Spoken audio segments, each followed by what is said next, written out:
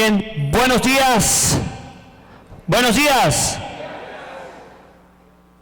Gracias, chicos, por el tiempo, por ministrarnos a través del canto.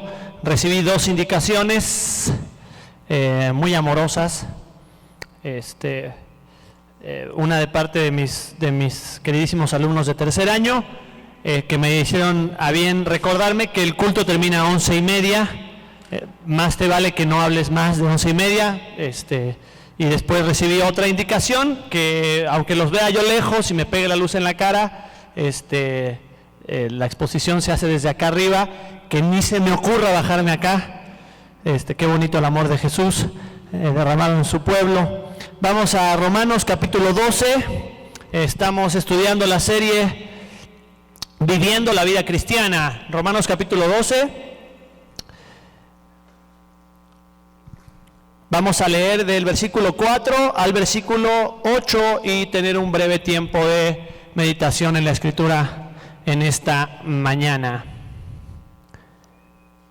Dice así la palabra de Dios, Romanos capítulo 12, verso 4, porque de la manera que un cuerpo tiene muchos miembros, pero no todos los miembros tienen la misma función, así nosotros, siendo muchos, somos un cuerpo en Cristo y todos miembros los unos de los otros.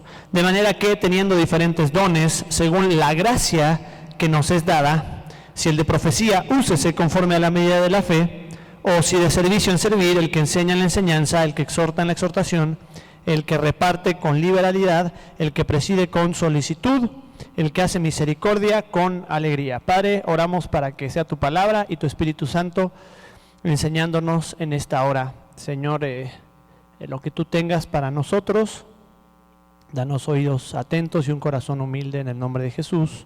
Amén. Amén. Muy bien, tenemos ahí el texto que vamos a estar reflexionando en esta mañana, pensando un poquito en todo el panorama, ¿no?, de la carta del apóstol Pablo a los romanos. Pablo dedica todo un compendio gigantesco, un folleto evangelístico de 11 capítulos, ¿verdad?, para hablarnos de la gloria del evangelio y de su poder, ¿no? Todo el plan eterno de redención ahí descrito desde el capítulo 1 hasta el capítulo 11, ¿verdad? Y a partir del capítulo 12 el apóstol Pablo nos comienza a animar y exhortar y recordar que el poder del evangelio no solamente es para nuestra salvación, sino que el evangelio es poderoso también para nuestra santificación. Cuando el evangelio transforma tu vida, no solamente te da un lugar en el cielo, sino que te derrama de un montón de bendiciones que te permiten vivir la vida que Dios tiene para ti. Y eso es hermoso pensar que tú y yo podemos caminar en obediencia a Dios, no por nosotros, sino por el poder del evangelio que opera en nuestra vida.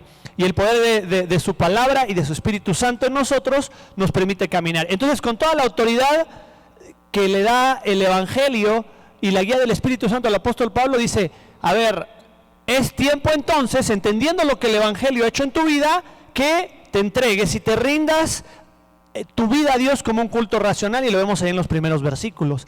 Después encontramos ya en ese proceso de ir caminando, nos vamos dando cuenta que no es una labor que es entre Dios y yo nada más. Nos damos cuenta que es una cuestión muy vincular, ¿verdad? Que hay muchas personas, al igual que yo, que están en este proceso de santificación. No soy el único que está en esta travesía, hay muchos otros a quienes Dios ha redimido y están alrededor ahí de este plan, de este proyecto, ¿no? El proyecto de Dios. A mí me gustan mucho los deportes y desde muy pequeño empecé a practicar el baloncesto.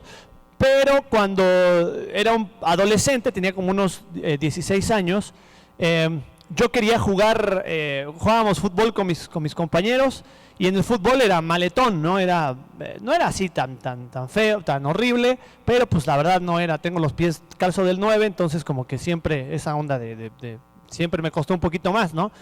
Y entonces en algún momento alguien me dijo, oye, yo creo que la harías bien en la portería, chavo. Yo creo que no me quiso decir así como que la neta no la haces acá, mejor no me quiso sacar y me mandaron al arco, ¿no? Y resulta que en el arco no era tan malo, ¿no? y me gustó y seguí jugando y seguí aprendiendo y Dios me permitió hasta viajar a diferentes lugares por un accidente, porque alguien me dijo, ándale, vete mejor para allá, yo creo que a lo mejor ahí la haces, ¿no?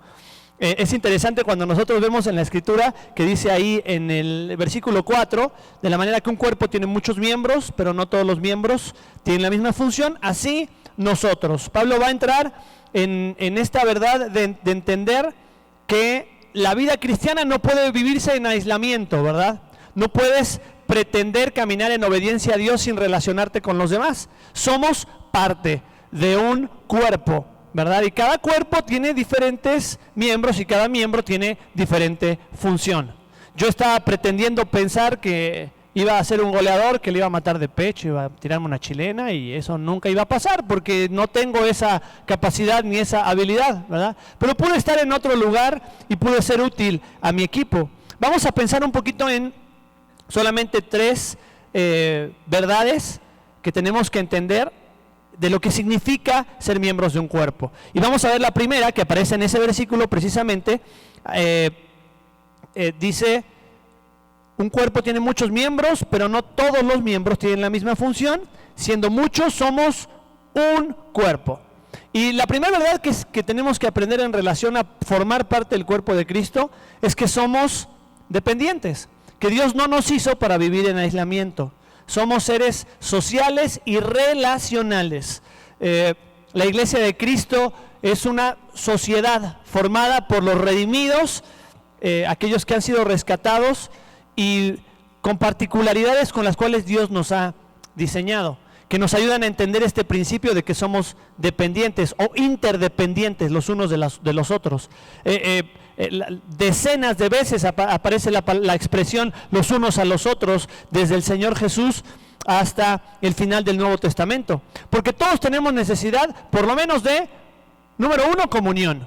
Somos seres vinculares. Dios nos diseñó para establecer vínculos con las personas, pero también tenemos una necesidad de compañía, y a esto me refiero que en momentos de tristeza o de regocijo, por lo general esperamos que haya alguien sobre quien recostar el hombro o con quien reír o con quien regocijarnos, ¿verdad?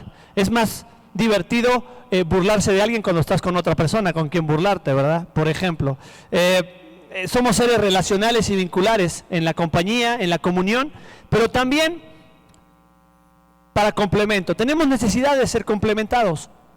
Y este es un principio bien importante que aparece aquí en la Escritura.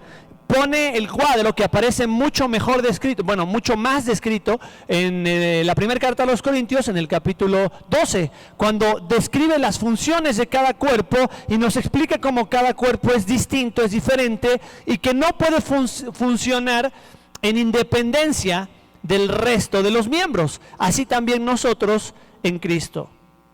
Y aquí quiero detenerme un minuto nada más. A veces miramos a la otra persona o miramos a nuestro compañero como una piedra en el zapato, ¿verdad? Lo miramos como, vemos así, no son todos, pero a veces siempre hay uno, ¿verdad? Que lo vemos y decimos, ay, ya llegó ¿no? A ver qué va a decir ahora, a ver con qué va a salir. Ojalá que no, pongo la mochila para que no se siente ahí, ¿verdad? No, ninguno, ¿verdad? No, nadie. Pero a veces dejamos de ver a las personas como alguien que me hará crecer. Cuando la Escritura dice que Dios ha colocado a cada uno y que aún la persona que está ahí al lado, la que está delante, la que está atrás, es alguien a quien Dios colocó para ayudarte a crecer. A lo mejor tú miras y dices, Sí, la Biblia dice que lo puso para ayudarte a crecer. Y a veces lo va a hacer para ejercitar tu paciencia, por ejemplo. A veces lo va a hacer para darte conocimiento. A veces lo va a hacer para confortar tu alma. A veces lo va a hacer para hacerte reír. Pero Dios ha colocado a cada persona en el cuerpo de Cristo para complementarte. Y es importante entender que en esta carrera de la vida cristiana no estamos compitiendo. O sea, no estamos compitiendo un miembro contra el otro. Somos parte del mismo cuerpo. No se trata de competir. Se trata de caminar, crecer y compartir. Y esto creo que nos habla un poquito de la inmadurez en mi corazón. Cuando nosotros comenzamos a ver hacia un lado y nos damos cuenta que somos mejores que las otras personas, ¿verdad? Que tenemos mejor habilidad para hablar, para jugar, para planificar, para organizar, para relacionarnos. Y cuando comenzamos a pensar que somos mejores que los demás, perdemos la capacidad de ser enseñados por otros. Perdemos la capacidad de ver al otro como alguien que me va a ayudar a crecer. Y entonces veo yo mis habilidades como aquellas cosas de las cuales puedo pararme el cuello y decirle, no, chavo, te falta para llegar a hacer o ser lo que yo ya logré hacer o ser. Pero nos estamos olvidando de un principio bien importante. La Biblia dice entonces que somos dependientes el uno del otro, somos parte del mismo cuerpo, pero también la Biblia nos dice que somos diferentes. O sea, en el versículo 6 dice, de manera que teniendo, ¿qué dice? ¿Qué dice? Versículo 6. Diferentes. A veces, te decía hace rato, somos orgullosos por pensar que somos más virtuosos que otros, pero a veces somos intolerantes porque pensamos que los demás deberían hacer las cosas como yo las hago, ¿verdad? ¿Nunca te ha pasado que dices, oye, no puedes hacerlo así? ¿O no puedes verlo de esta forma? Y entonces pensamos que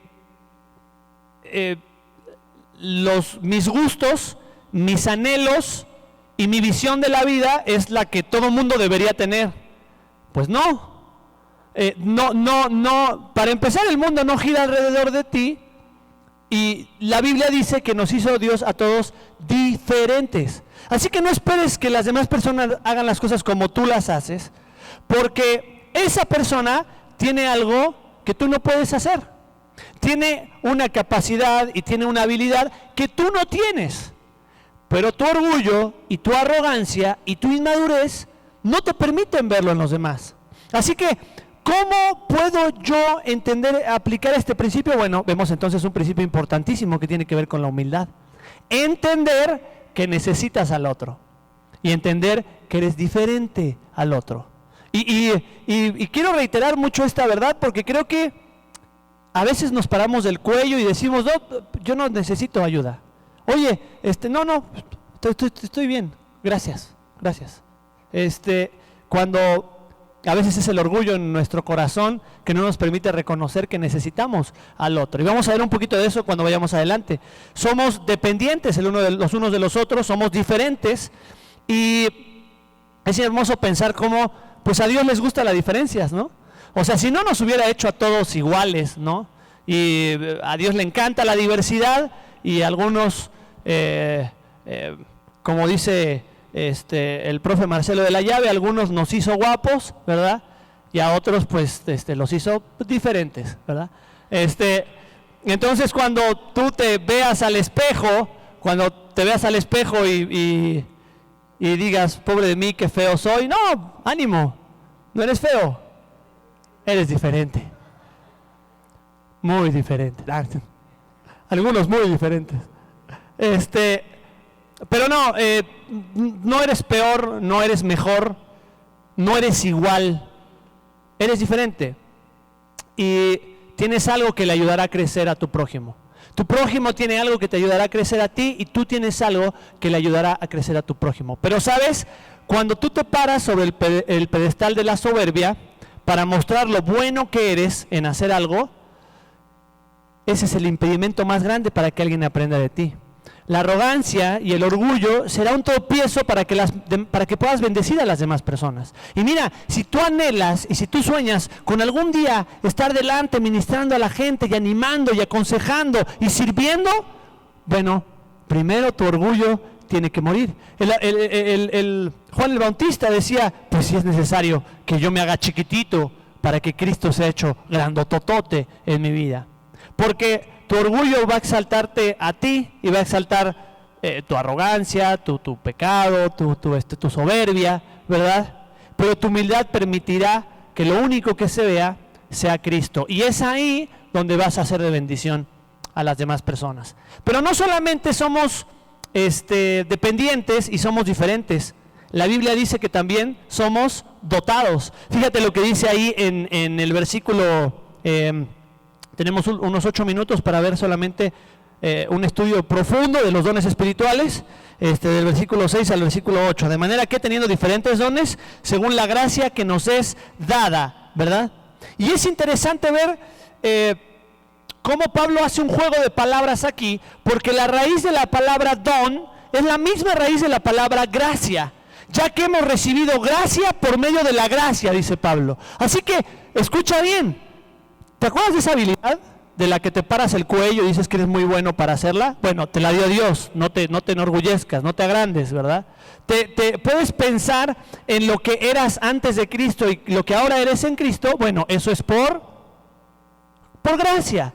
Y Dios te da gracia por su gracia. Dice ahí la Escritura, nos ha dado diferentes dones según la gracia que nos ha sido dada. Ahora, pensemos un poquito en lo que significa. La Escritura nos dice más detalladamente en 1 Corintios capítulo 12 que desde que Cristo llegó a tu vida, también llegó el Espíritu Santo, ¿verdad?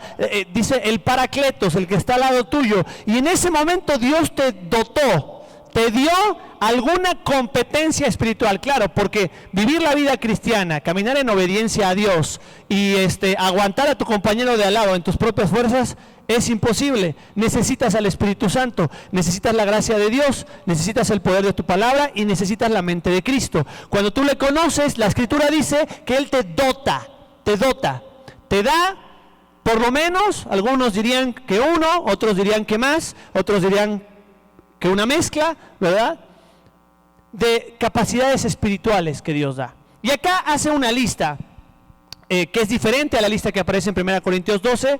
Hay otra lista ahí en no es una lista, solamente habla acerca de dos de estos dones que aparecen acá, en 1 de Pedro capítulo 4, y en Efesios capítulo 4 vemos a gente dotada de dones, vemos a gente ejerciendo un oficio por la competencia que Dios da. Pero cuando llegamos a este punto y hablamos de el tema del don, tenemos que tener algo importante. El don se da, no se esconde. El don se otorga, no se guarda.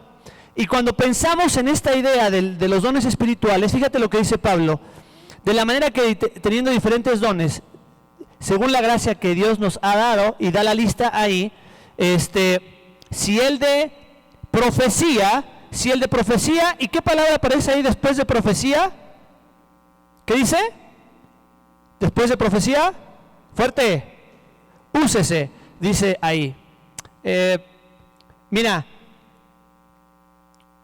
a veces creo yo que tenemos una tendencia muy técnica, muy táctica, de tratar de escribir una lista en un papel para poder hacer un test y descubrir qué don espiritual puedo tener, porque si no, no voy a... ¿Qué pasa? ¿Qué crisis voy a entrar en mi vida? ¿Qué crisis existencial si no llego a descubrir qué don espiritual tengo? ¿Te das cuenta que Pablo en ninguna de las listas que vemos en el Nuevo Testamento, ningún autor te dice, hey, descubre tu don? Nunca vas a encontrar en la Biblia, hey, descubre tu don, o oye, encuentra tu don. Pero sí te da una instrucción. ¿Cuál es la instrucción que te da? Usa tu don. Y acá tenemos que pasar menos tiempo buscando y más tiempo sirviendo. ¿Cómo puedo yo descubrir mi don espiritual? Bueno, la Biblia no te dice que pases tiempo buscando tu don, te dice que pases tu tiempo entendiendo estos dos primeros principios. Eres interdependiente, eres diferente y eres dotado. Eso quiere decir que Dios me ha dado algo para hacer. Querido, aunque no lo creas, eres bueno en algo, ¿verdad? Eres bueno para algo.